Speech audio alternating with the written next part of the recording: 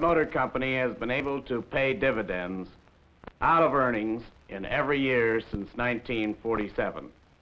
The direct results of your efforts, as far as the foundation is concerned, are reflected on the right side of the chart. Last year, 1953, dividends paid on Ford stock owned by the foundation totaled $46,348,620.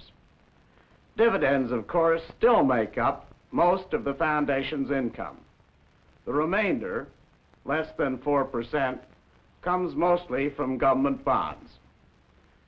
In the first years of the foundation's history, the trustees all were associated with the Ford family or with the company. Later, when the foundation's assets increased so greatly, we felt that the public interest should be the dominant force in foundation affairs. We therefore sought the leadership of outstanding public-minded men from many walks of life for our board. Today, the foundation has, as trustees, a group of very able business and professional men of exceptional reputation in their fields. All foundation activities are subject to approval in the first instance and to constant review and appraisal thereafter by the trustees. Each member of the board regards his duties seriously and with a great sense of responsibility. Their decisions, I feel, reflect a cumulative wisdom of experience equaled in few other organizations. I think you should know who these men are. This is Frank W. Abrams, long active in philanthropic work, particularly in education. With Standard Oil for 40 years, he was chairman of its board for 8 years until his retirement at the end of 1953. James F. Brownlee is consultant to the director of the Office of Defense Mobilization, a partner in the banking firm of J.H. Whitney and Company. He was formerly vice president of General Foods and president of Frankfurt Distilleries Incorporated. John Cowles is publisher of the Des Moines Register and Tribune and the Minneapolis Star and Tribune. He has served on the boards of the Associated Press and Audit Bureau of Circulation and has held a number of other civic and business posts. This is Donald K. David, well-known American educator and dean of the Harvard Graduate School of Business Administration. He is a member of the board of directors of Ford Motor Company and other corporation boards. Mark Ethridge, publisher of the Louisville Courier-Journal and the Louisville Times, has been a newspaper man most of his life. He has also been a member of several presidential advisory committees and of several missions overseas for our government and the United Nations. Laurence Gould, president of Carleton College, Northfield, Minnesota, is a geographer, geologist, and explorer. He was second in command on the first Byrd Antarctic expedition and participated in other expeditions to the Arctic. John J. McCloy, attorney, is chairman of the Chase National Bank of New York. Perhaps he is better known to the public for his government service, which was climaxed by several years as United States High Commissioner for Occupied Germany.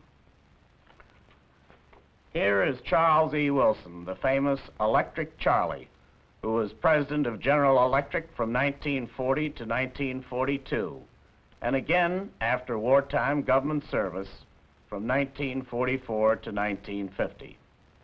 He was also director of the Office of Defense Mobilization and is now chairman of the executive committee of W. R. Grayson Company. The Honorable Charles E. Wyzanski, Jr. is judge of the U.S. District Court, Boston, Massachusetts, and is president of the Board of Overseers of Harvard University. H. Rowan Gaither, Jr., the president of the foundation, whom you will meet and hear from shortly, also is on the board, together with my brother Benson and me. These, then, are the men who have the job of directing, approving, and reviewing the policies and operations of the Ford Foundation. The organization they supervise is vastly different from that begun by my father and grandfather 18 years ago. But the scope of the Foundation's work is fully in keeping with the large and imaginative scale of activities they envisioned. Late in 1948, the trustees appointed a study committee of outstanding Americans to take stock of our existing knowledge, institutions, and techniques in order to locate the areas where the problems are most important and where additional efforts toward their solution are most needed. Mr. Gaither was chosen to direct the work of the committee. He was known to the trustees as an able attorney, familiar with a broad range of philanthropic activities. He had made an excellent record as assistant director of the MIT Radiation Laboratory. This was the largest single American unit for research and development in World War II, and was responsible for developing offensive and defensive radar. His study committee was composed of men widely known and respected in such fields as education, medicine, the humanities, government, and modern business and industry. In assembling the material for its report, the committee traveled 250,000 miles and interviewed more than 1,000 experts in almost every kind of human effort. The dimensions of this research job can perhaps best be visualized by the reports that came out of it. These volumes, which are themselves boiled down from millions of words of fact-finding, the raw material on education alone ran to 3,400 pages. For convenience, the final conclusions of the study committee were condensed into this book. The study committee recommended that the Foundation should find and attack the basic causes of human problems, rather than attempt to relieve the disastrous consequences of those problems. In other words, the committee thought the Foundation should seek the causes of floods and their cure, rather than finance soup kitchens for flood victims. The committee believed that the Foundation could fulfill its responsibilities best by providing what we now call the venture capital of human progress. Among other things, this meant facing up to the great need for exploration of some of the controversial areas in human affairs. The study committee felt that the Foundation's primary mission was education for democracy. In practice, the Foundation's areas of interest and activity are more precise than this, but basic to every program and project is the intention to increase the number of people capable of thinking and working constructively toward a better life for all of us. For our purposes, we define the word education in its broadest sense. We meant it to apply to young and old, high school students and college students, adult men and women, the learned and the illiterate. In fact, every group of modern society. It was only in this wide range we felt that the Foundation would work effectively toward the aims it had adopted for itself. 5 major programs of action through which the Foundation could realize its objectives emerged from the recommendations of the study committee. First, international programs, covering efforts which could contribute to world peace. Second, public affairs programs, strengthening the institutions and ideals of democracy. Third, economic programs aimed at improving free economic systems and increasing individual economic well-being. Fourth, educational programs, an effort to better the means and opportunities for learning in America. And fifth, the behavioral science programs supporting efforts to study man's nature and to increase his potential for a creative, productive, and happy life. Now, to give you a more specific report on what the Foundation is doing in these 5 programs, I would like to introduce the President of the Foundation, Mr. H. Rowan Gaither, Jr. Mr. Gaither. Thank you, Henry. I'm glad to be able to talk to you today about the Ford Foundation. You have a special interest in it because your work keeps it going. But more than that, as American civic and business leaders, you have a general interest in how a public trust as large as the Ford Foundation conducts its affairs. And because the Foundation is a public trust, we welcome every opportunity to report on all we're doing. Today there is time to give you only a sampling of our activities. However, in our annual published reports, we make public every activity we undertake. Let me show you just how much we have granted in the 3 years of expanded operation from 1951 to 1953. The total is approximately $119 million. Of this sum, $87.5 million was for activities within the United States. Another $19 million was for United States institutions operating abroad. The grants that went directly to foreign colleges and institutions totaled approximately $12.5 million. As Mr. Ford told you, one of the Foundation's major aims is to contribute to peace. We have no delusions of grandeur that our efforts alone can prevent another world war. But in an age of hydrogen bombs, we feel there is nothing closer to the hearts and interests of the American people than to work for a peaceful world. Let me give you some examples of the work we have done toward this objective. In Western Europe, the war left 15 million refugees uprooted and helpless. Here are some of the pictures of what has been happening to these people. To help them find homes and employment, the Foundation has given grants to 13 agencies and to the UN High Commissioner for Refugees. Many of them were running away from tyranny. None of them seemed to belong or to be welcome anywhere. Their appearance in any of the countries in Western Europe, which were themselves struggling to recover from war, created burdensome problems for their hosts. Yet 15 million people are a political force, an economic force, a moral force. They cannot be ignored. Some 200 projects have been undertaken to resettle the refugees, to provide job training for the thousands of displaced young people of working age,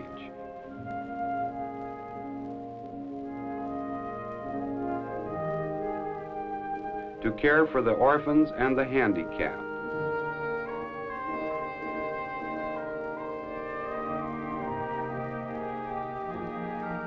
to arrange loans for farm equipment or the start of a new business,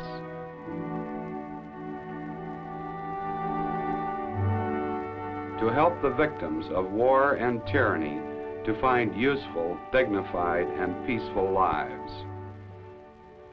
Now let me turn to the map. In Europe, we gave money to build a library and lecture hall at the Free University of Berlin, an institution established following the war for students who refused to attend the communist-dominated university in the Russian sector of that city. In the Middle East, an area of great poverty and political tension, we have given help to schools and hospitals and vocational training centers in order to help develop local leadership and democratic institutions.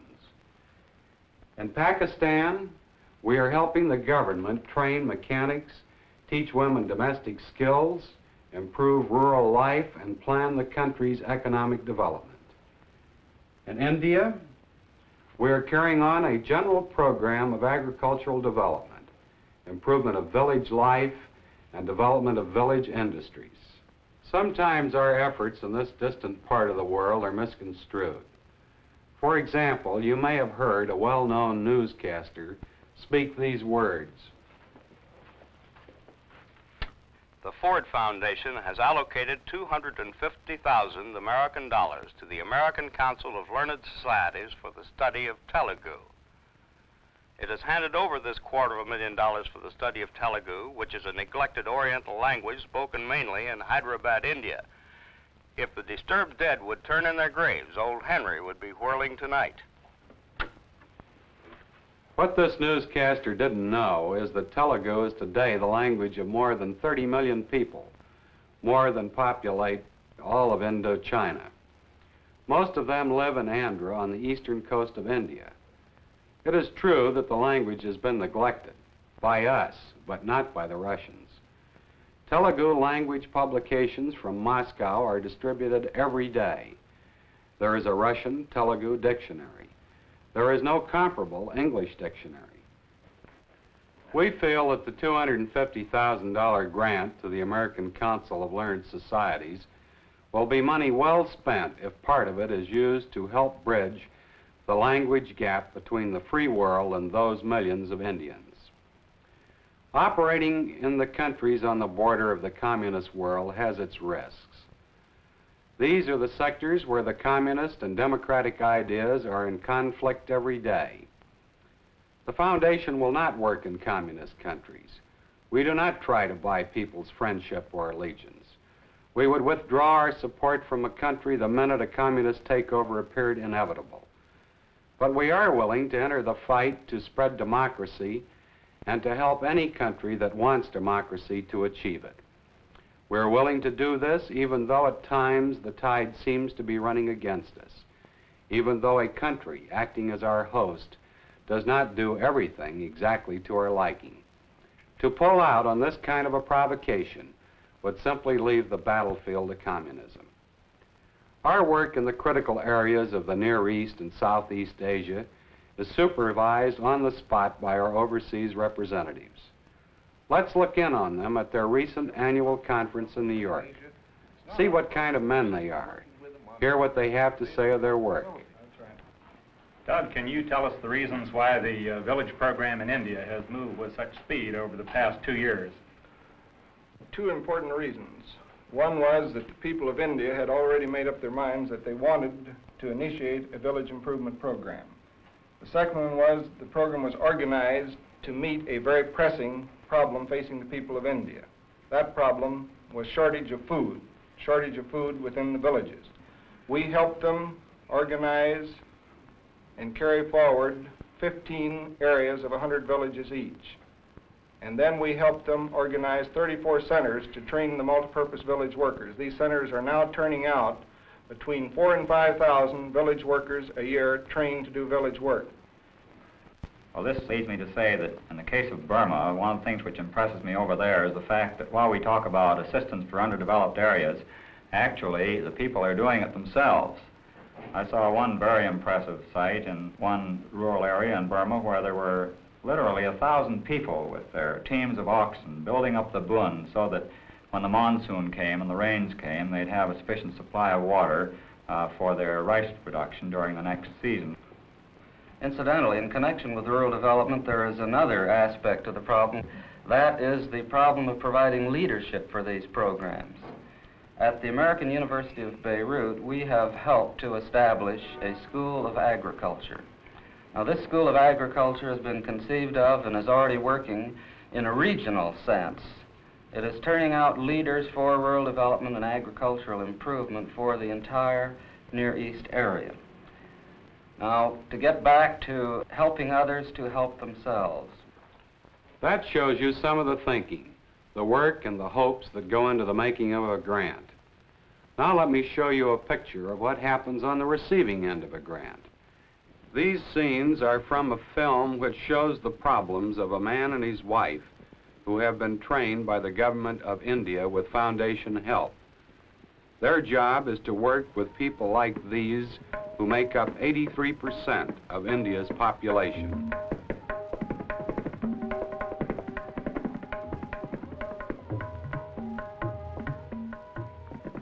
The people are still not friendly. Some of the younger men have spoken briefly with my husband. It is easier for him going out by himself, being a man. The ladies of our village do not call me with bad names, but they will also not speak. Even the children turn from me. When I came home after this, I found my wife sitting in the yard. She was dressed in a white sari, which is not used for work. I said, it is not that I do not wish to work, but I cannot live in the village any longer. I did not want this. My place is in the city. Here I cannot be of use. My husband asked, why? How is it that you say this? Is it not that you spoke with pity of the dirty children who must work in the fields instead of being taught in schools? Is it not that you remarked about the women who pollute the well water? Is it not for you to teach them these things? Did we not promise to work for healthier conditions in the village so that there will be less disease? Have you forgotten this? No, it is not that I have forgotten, I said. I have tried and tried and tried. But what am I to do for the dirty children if their mothers turn them away from me? What am I to do for the village people? What can I teach the man who covers his face when I walk by? What can I teach the women who slam the door in my face? I have not seen the light of kindness in any of these faces. Hardly anyone has ever spoken to me here. There is a wall between us and the village people. Do you not understand that I cannot stay here? But then my husband spoke angrily and said, It is my will. It was his will. It may be that today I succeeded. Perhaps I shall be a teacher again. It happened that when I came from the well, I saw Mrs. Sukari working.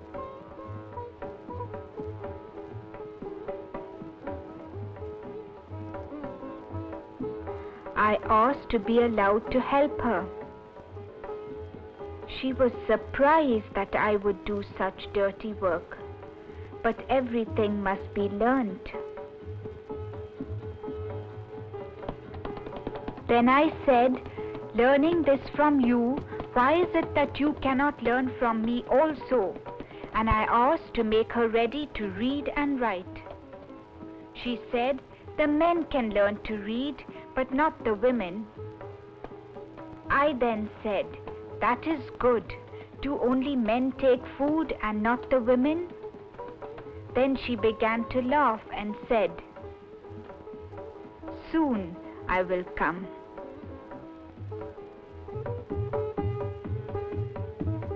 Today we carried the plough to the field where Shri Prasad was working.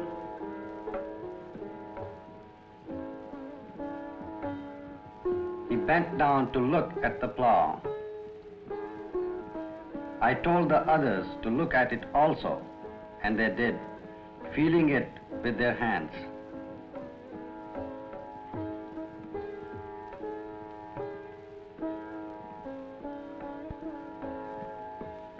Then I asked Shri Prasad to try this tool.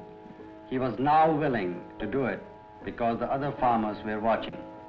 He took his plough away and tied the new plough to the oxen.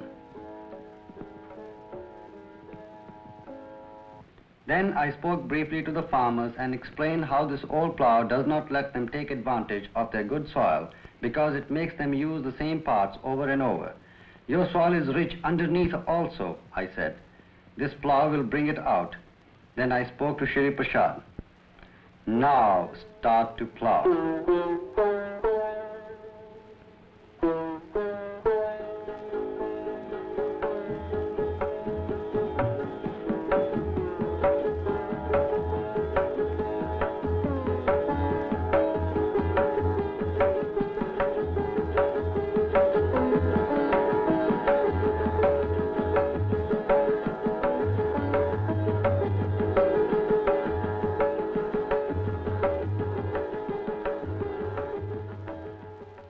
Now let's come back home to the United States, where 73 cents out of every foundation dollar is spent. The public affairs program of the foundation is intended to strengthen the basic principles of freedom and democracy and to secure greater allegiance to the ideas on which our country was founded. Let me show you some pictures. These suggest danger spots in our democratic society. They do not show the greater story of the general good health of that society. But it is in the danger zones that work must be done. Within the space of not too many years, this country has gone through 2 world wars and a depression, and is now in the midst of a Cold War that may continue indefinitely. These conditions have put great stresses and strains on our system of government. In down-to-earth terms, our public affairs program is intended to do something about the efficiency and effectiveness of local, state, and federal government, the justice with which our laws are administered by local, state, and federal courts, the protection of basic freedoms as stated in our Bill of Rights, the participation by citizens in public affairs at all levels, from local, school district to presidential campaigns. The Foundation is supporting several activities relating to these problems.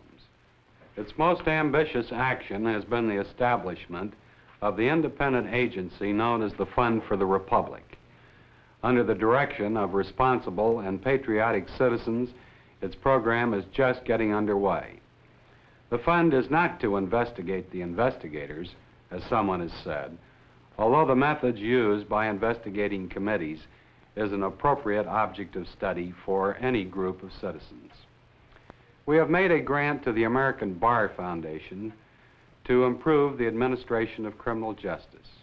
We have given grants to organizations like the Civil Service League to improve the efficiency of government. Such grants are rarely dramatic, but they are of vital long-term importance. All these activities are directed toward one goal: the internal strength of America, by making the American system work so that we can preserve free enterprise, maintain our freedom, and meet effectively our responsibilities as a world leader. Note that emphasis on free enterprise. It is the concern of the third major part of the Foundation's program.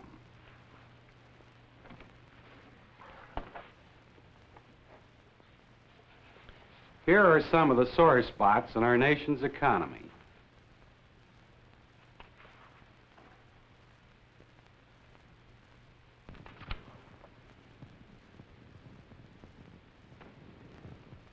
A vigorous economy is basic to our national strength. We are giving more and more attention to this aspect of our work. As the first step, we called together a group of leading American businessmen and economists. We asked them to recommend specific jobs for the Foundation to tackle, and on their advice, several important projects were started. We sponsored the Mid-Century Conference on Resources held in Washington last year. It covered every aspect of the conservation, development, and use of our natural resources. More than 1,500 people, including the President of the United States, took part. This conference was conducted by Resources for the Future Incorporated, another independent agency created by the Foundation. In the next part of the Foundation's program, you and your children obviously have a personal stake. I am referring, of course, to education.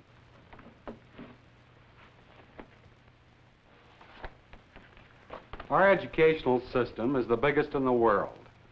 Within this century, the number of young men and women in college has increased almost tenfold.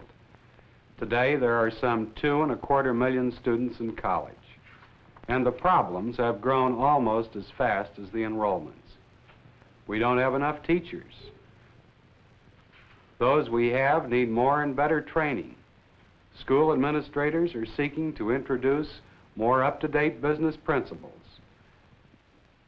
There are vast differences in the opportunities for education open to boys and girls between various sections of the country, and even within the same cities. How can we achieve greater equality of opportunity for education? How can the education of our boys be adjusted most efficiently to military service? What can be done about the schools whose very existence is threatened by the way inflation has cut into the return on their endowments. Just listing some of these problems explains why the foundation has decided not to spend money for buildings, but to concentrate on improving what goes on inside. So broad, so complex, and so important are the problems facing our educational system that the foundation has established a separate and independent agency to work on them. This is the Fund for the Advancement of Education. Former Supreme Court Justice Owen J. Roberts is chairman of its board. There just isn't time today to report to you on all the fund is doing. In a number of states, different experiments are underway designed to improve the caliber of our teachers. In cooperation with a number of high schools and colleges, experiments are being conducted to see if 16-year-olds can handle college work so that they might get through 2 years of college prior to military service. At the request of the Defense Department, the fund has prepared materials for education within the armed forces. Here is a short sequence from one of the films made by the Army under this program. Where's another question? Front row. Private James Atkin, Fort Dix. Mr. Kennan, I'd like to know, where is communism more popular, in Europe or in Asia? Well, I think unquestionably it's much more popular in Asia. In Europe today, almost everyone understands what communism is. In Asia, unfortunately, I think there are an awful lot of people still who don't understand what it is. They've got it confused there with other things, and that presents for us one of the greatest problems we Americans have in foreign affairs. You don't have to be out of school very long to learn that your education has just begun. There is a growing demand for better materials, better techniques, better planning of education for adults. To work in this important field, the Foundation created another independent agency, the Fund for Adult Education. The chairman of its board is Clarence Francis, board chairman of the General Foods Corporation. Through a variety of methods, the fund is trying to help adults become better informed on national and international affairs, on the richness of the American heritage, on the great books and the great ideas of history. Most of the people in this film came from cities where the fund is helping local groups coordinate their adult education activities. The successful methods they develop will spread to other communities. In this way, the democratic process is strengthened. There are many thoughtful people who contend that television is the most powerful educational force since the invention of movable type. Probably no man is wise enough to predict what the ultimate impact of television on the human mind will be. But from the beginning, the Foundation has recognized the importance of trying to develop television's educational possibilities. The growth of educational television has been stimulated through the Fund for Adult Education. The fund has offered to match money raised locally for building and operating educational television stations in 30 cities and university centers. Stations are already on the air in Houston, Los Angeles, East Lansing, and Pittsburgh, and others will soon be operating. With help from the fund, a center to produce and exchange good program materials for these stations has been established at Ann Arbor, Michigan. Some experts in this new field contend that educational television will reach some of the people some of the time, but that to reach most of the people some of the time, you need to work in standard television. In this connection, Alistair Cook, speaking for the Ford Foundation's TV radio workshop, had this to say on Omnibus's final program for the 1953-54 season. Now, you saw a little while ago excerpts from 26 of the programs that have been put on Omnibus this season. They ranged from Jack Benny to Orson Welles' King Lear, from the birth of a seahorse to the preparation of the New York Times. We hope to go on bringing you a program that is consistent with the aims of the Ford Foundation, which in the first place puts the program on. Now, you know, from the start, Omnibus has welcomed advertisers because the Ford Foundation believes strongly in the American system of commercial broadcasting. Though its aims are such that it would be prepared to underwrite the cost of the program with or without advertisers. But in Omnibus, its purpose is simply to try and fulfill one of those aims, which is to help the development of television as a new medium for all the people to enjoy and profit by, and a medium which could well reflect the world we live in. During the past year, Omnibus reached a weekly audience of as many as 18 million people. The TV radio workshop series for young people, known as Excursion, was seen by a weekly audience of as many as 9 million people. These figures show how large an audience good television can reach. The effects of this enterprise are showing up on your television screens as other producers have followed the workshop's presentations from week to week. Well, all of that will give you some idea of what the Ford Foundation is doing in the field of education. So far, we have covered 4 fields of foundation activity: international affairs, public affairs, economics and business, education, and the common denominator of all of them is, of course, man himself. How can we predict more reliably the behavior of the Soviet Politburo until we have more scientific knowledge of the driving forces of Russian society? How can we cope with juvenile delinquency until we know more about the influence of the home, school, television, and the movies on the child? How can we cope with some of the problems of industrial management and labor relations without knowing more of the attitudes, needs, and aspiration of men at all levels of our society? One of the oddities of the 20th century is the fact that we know the innermost secrets of the atom, but about man himself we know very little. Until we know more, it's hard to see how some of our problems can be solved. The social sciences, which are concerned with the study of man's behavior, are not even at the Model T stage. They are hardly at the horse and buggy stage.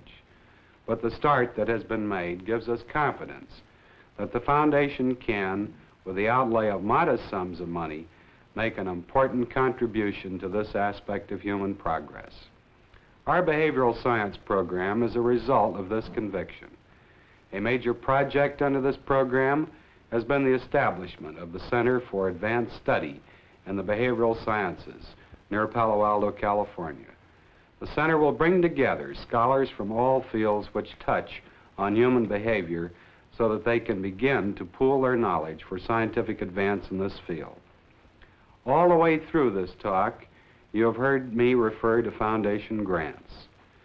That is a word we use to describe what in effect are our investments. Every investment represents a decision by the Foundation Board of Trustees, but behind those decisions is obviously a great deal of staff work. This chart shows how we are organized to do our job. Each main element of the program is a responsibility of an associate director. Don Price for international programs, Dyke Brown for public affairs, Tom Carroll for economics and business, Bill McPeak for education and human behavior. As the proposals are submitted to the Foundation, sometimes they're originated inside, generally they come to us from the outside. They are analyzed by the staff under the associate director responsible. In the process of this, the views of experts and informed persons are sought. If a proposal survives the analysis of the staff, it is then sent to the program committee. The program committee is composed of all of the associate directors and the secretary of the Foundation. If they recommend it, it comes to the president. It is the president's responsibility then to decide whether to submit it to the Board of Trustees. The Board of Trustees is composed not only of capable, distinguished men, but hard-working men. The full board meets at least 4 times a year for 2 days of each meeting. In between meetings, the executive committee acts on matters of general concern to the foundation, including some program proposals. Also, there are meetings of the Finance Committee, which is concerned not only with the finances and investments of the foundation, but its overall organization and administration. From top to bottom of the foundation, there is devotion, even dedication to the job at hand. There is a deep sense of responsibility, particularly in these formative years. There is a keen sense of awareness of the opportunity of our trust. We know that if we do our job well, every conscientious citizen will find inspiration in the Ford Foundation. We know this because of what it stands for. The foundation seeks to promote peace because peace is indispensable to progress, indeed the survival of man. It promotes allegiance to and the strengthening of our democratic institutions because they are fundamental to any fruitful concept of human welfare. It recognizes that economic strength is essential to progress. It believes education is vital to a free society, and it believes a more scientific understanding of man will speed his advancement. These, then, are the ways in which the Ford Foundation pursues the ideal of its founders, the advancement of human welfare. Thank you very much. Thank you, Rowan. Gentlemen, what you have just seen shows why I feel the foundation is a sound enterprise that is being well run. I feel sure its investments in human progress will pay dividends to all mankind.